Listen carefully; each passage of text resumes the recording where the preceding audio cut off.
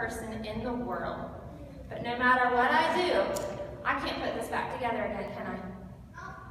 I can't. And even if I could put it back together, it'd still be cracked. It'd still break again really easily. Because I can't do it.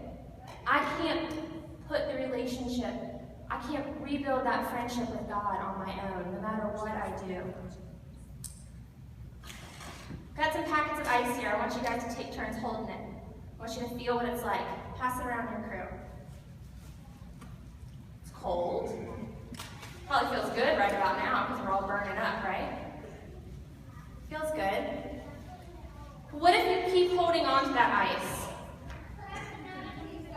If you keep holding on to that ice, if you keep holding on to it, it's eventually going to get really cold. And it's probably going to start to hurt a little bit, right? Think about when you're out playing in the snow, and you've been playing a long time, and all of a sudden your fingers just start burning. They just start burning because of how cold you are, right? That's what happens with ice. That's the same thing with sin. At first, it might seem fun and not a big deal, but over time, it starts to hurt and it causes pain.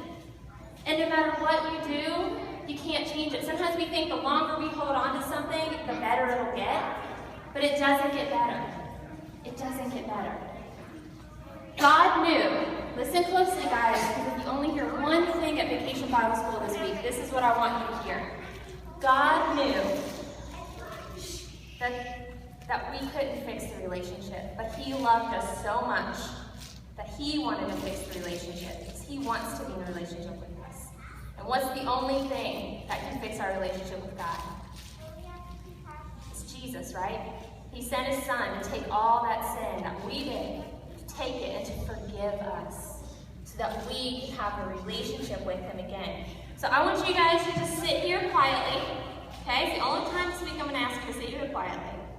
And I want you to think. I want you to think about your life and the times where maybe you've tried to do really good and you haven't been able to, but I want you to think about what Jesus did for you. That God loved you so much that He gave His one and only Son. Can you imagine you had one perfect thing and you gave it to someone who wasn't perfect, who maybe hated you, but you still gave it to them?